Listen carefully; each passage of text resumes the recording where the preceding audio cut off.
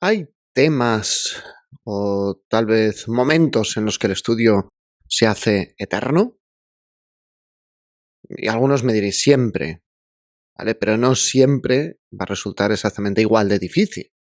Así que ese va a ser el contenido del episodio de hoy. Hoy vamos a hablar de las dificultades que podemos experimentar para estudiar y vamos a empezar a ver qué tipo de dificultades nos encontramos y cómo solucionarlas. Así que sin más, vamos a empezar. La primera pregunta lógica cuando experimentamos una dificultad en el estudio es ¿seré yo? ¿Seré yo que no me entra? ¿Seré yo que no tengo la cabeza?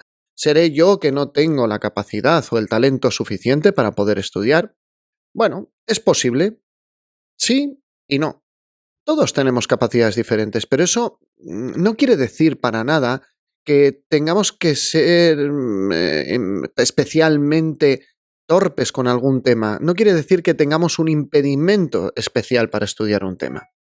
Pero digo que solo es posible que no tengamos ese impedimento. Y me explico. Para poner un ejemplo, en el libro de Carol Dweck, de Grit, mencionaba en repetidas ocasiones en el libro, pero muy repetidas ocasiones, que los estudiantes con el mejor desempeño eran los estudiantes más perseverantes, incluso a pesar de que los test de inteligencia o los test de talento iniciales no fuesen los que a priori destacasen como los más talentosos, como los más capaces, sino que eran aquellas personas que perseveraban, aquellas personas que no se rendían ante la adversidad. Y esta, uy, como estoy hoy de trabado, por Dios. Y esta es la razón por la que cuento que si un tema te cuesta, es posible que haya un componente personal. ¿Por qué no? Pero sea cual sea, es más posible que lo puedas superar empleando una técnica de estudio adecuada. Y de eso vamos a hablar hoy, de técnica adecuada. Y vamos a hablar de cómo empezar a ver cómo se superan esos problemas. Eso sí, y con esto acabo la primera parte de mindset, de marco mental, podríamos decir. Si vamos a empezar con lo de yo no puedo, es que yo no soy muy bueno, es que no es lo mío, por ahí vamos a conducirnos por un camino bastante malo y no es el camino más adecuado, siento deciros. Vamos con el segundo punto. ¿Cómo nos damos cuenta de que un tema nos cuesta más de lo normal? Ese tema de muchas formas, ¿no? Una de ellas es el sueño. Para mí es uno de los indicadores más brutales. Si estoy estudiando algo y en una hora en la que no debería de darme sueño, me da muchísimo sueño, mal va la cosa. También el aburrimiento. Es muy similar al anterior. Estudiamos algo y nos resulta aburrido, nos resulta pesado, no nos apetece. Que alguno me diréis, a mí nunca me apetece estudiar, estudio de manera obligada, ¿vale? Pero habrá temas que estudiamos mejor y otros peor. También una falta de rendimiento razonable, en tercer lugar. Cuando te plantas 2 horas delante de la misma página y no te enteras, y sigues y otra vez la misma página y otra vez, y no puedes con ella, pues es un indicador de que hay una dificultad. La distraibilidad total. Cualquier cosa es más interesante, más importante que lo que estás estudiando en ese momento. Y luego otra que nos cuesta, que está un pelín enmascarada, que es el exceso del pseudotrabajo. Últimamente he descubierto esa definición de pseudotrabajo y creo que ya lo he avisado en algún podcast más. Vamos a estar hablando de manera continua del pseudotrabajo las próximas semanas, ¿eh? O sea, va a salir y dedicaremos algún episodio a ello, pero este concepto va a salir.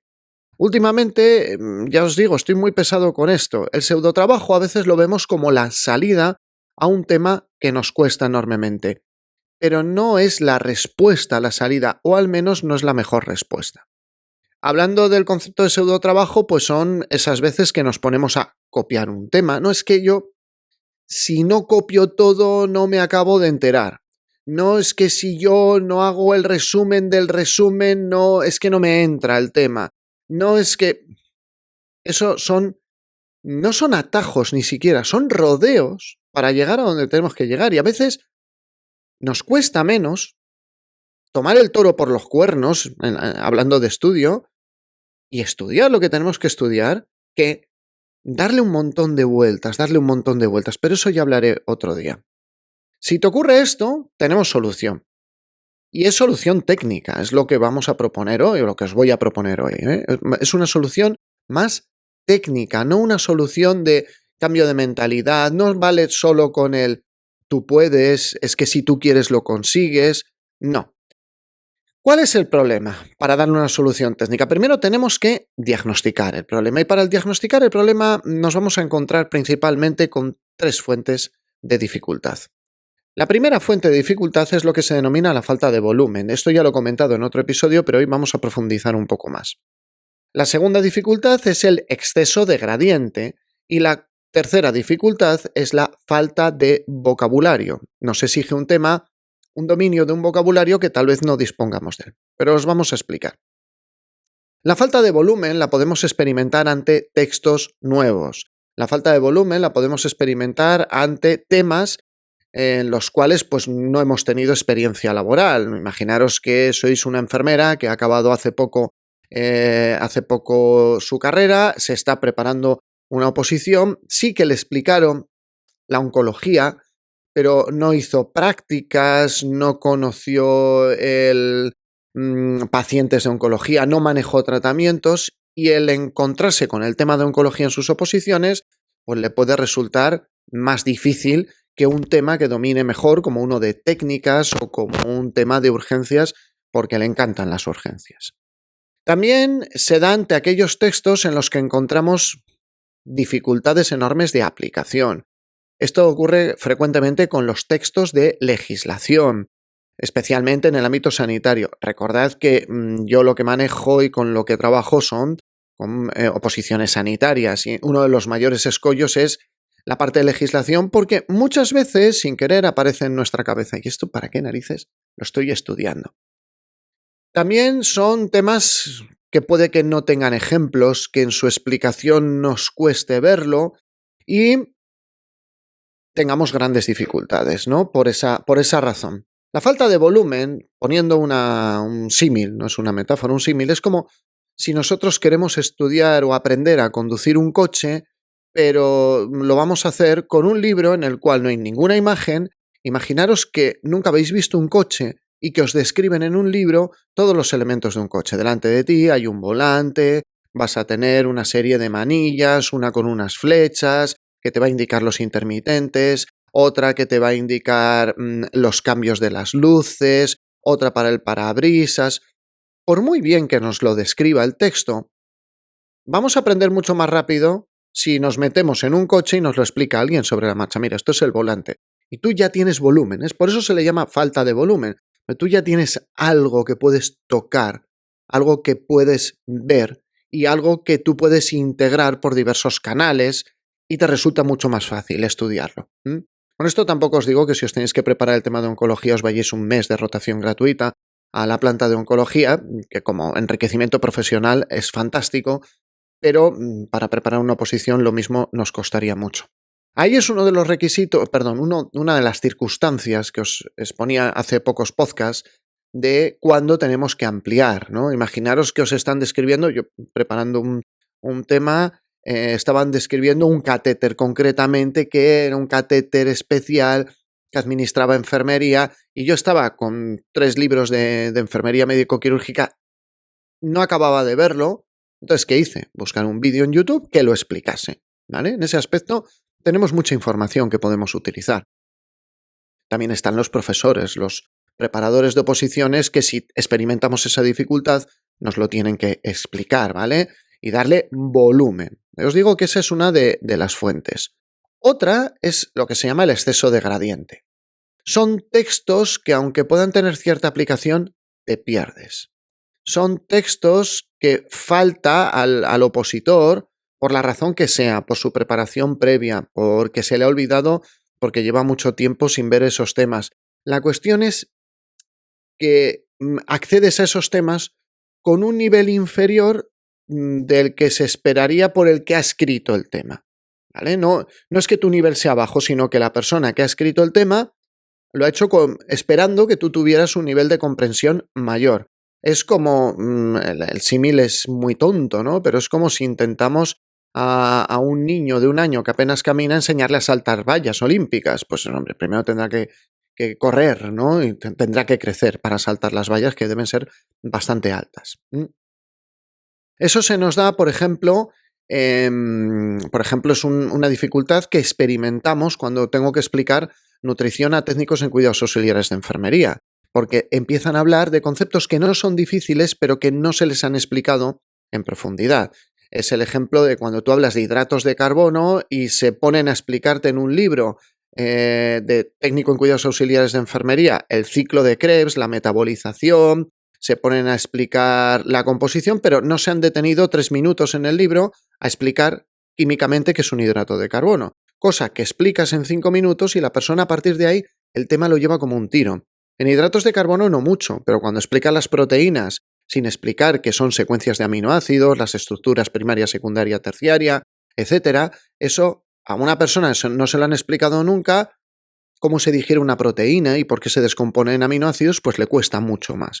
Os pongo un ejemplo que a muchos que no sois opositores sanitarios, pues no os puede ayudar, pero es un ejemplo que ilustra bastante bien.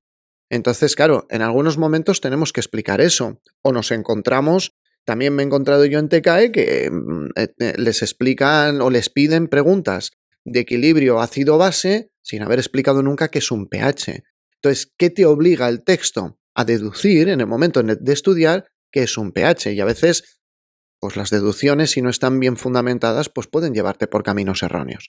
Digo que esta es la segunda fuente de dificultad. Y la tercera es la falta de vocabulario. Normalmente se refiere a temas en los que se emplea una terminología que requiere al menos un tipo de traducción. Es como que te hablan un idioma desconocido. Eso lo experimentamos con cierta frecuencia con temas de psiquiatría. Temas de psiquiatría, una parte, cuando tenemos que explicarlos, a la persona hay que traducirle palabras. De manera inicial hay que explicarle como una especie de glosario. Decir, mira, esto significa esto significa lo otro, esto significa lo otro. ¿Por qué? Porque cuando yo te digo que una enfermedad tiene alucinaciones y delirios, tú tienes que saber a qué me refiero cuando digo delirios. Cuando te digo que una enfermedad tiene no sé, conceptos así, pues se caracteriza por un trastorno de personalidad, por la habilidad, afectiva. En ese momento la persona, si no tiene el concepto de la habilidad afectiva, le va a costar mucho interiorizar esa información y aprenderla. Entonces, también lo utilizamos, por ejemplo, con el tema de cardiovascular. A veces a la gente le tenemos que explicar inicialmente los conceptos de gasto cardíaco, precarga, poscarga, porque luego el texto se refiere a ellos como si tú supieras manejarlos. Y a veces es una cuestión de que efectivamente el texto es correcto, pero necesitas un vocabulario inicial. Todas estas las voy a explicar detalladamente en diversos podcasts. Lo que quiero deciros, a modo de resumen ya, es que a veces vamos a experimentar dificultades en el estudio. La primera conclusión es que aunque nosotros podamos pensar que se refiere a una incapacidad personal acerca del estudio, muchas veces tenemos ejemplos de personas que, a pesar de inicialmente partir de un talento menor, consiguen tener cualificaciones en estudios elevadísimas, altísimas. Los ejemplos del libro de Grit son ejemplos de ingenieros aeroespaciales, son ejemplos de la escuela militar de West Point, son ejemplos no de alguien que aprende 4 cositas, no, estamos hablando de titulaciones que se exige mucho conocimiento y mucho trabajo, y donde dicen, mira, es que los mejores cuando acaban estos estudios no eran los que inicialmente tenían más talento. Por eso, primera conclusión, aunque penséis que sois vosotros, es bastante probable que no sea así. La segunda conclusión es que los temas que nos cuestan nos vamos a dar cuenta por el aburrimiento, el tedio, la falta de rendimiento, porque buscamos un rodeo enorme para intentar hacernos con el tema.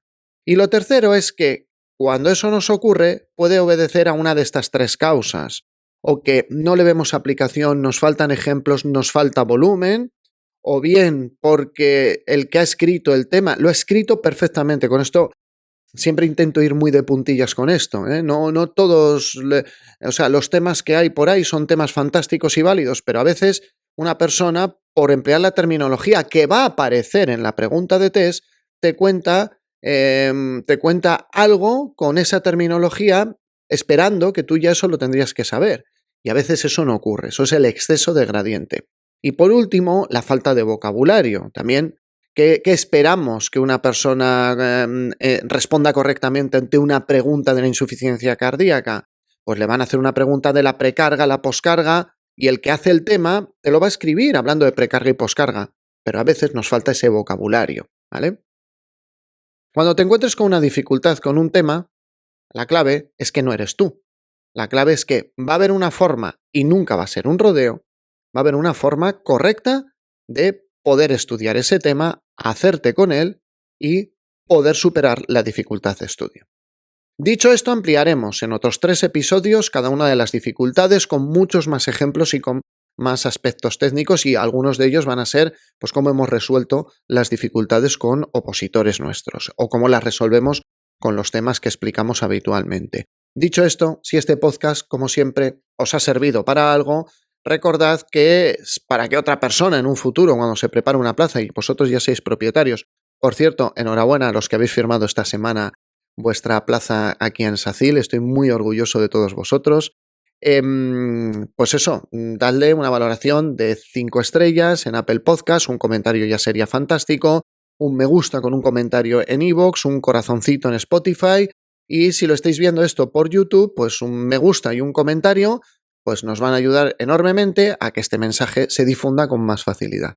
Dicho esto, os agradezco enormemente vuestra atención, nos vemos, nos escuchamos en el siguiente episodio. Mucho ánimo y mucha fuerza con el estudio.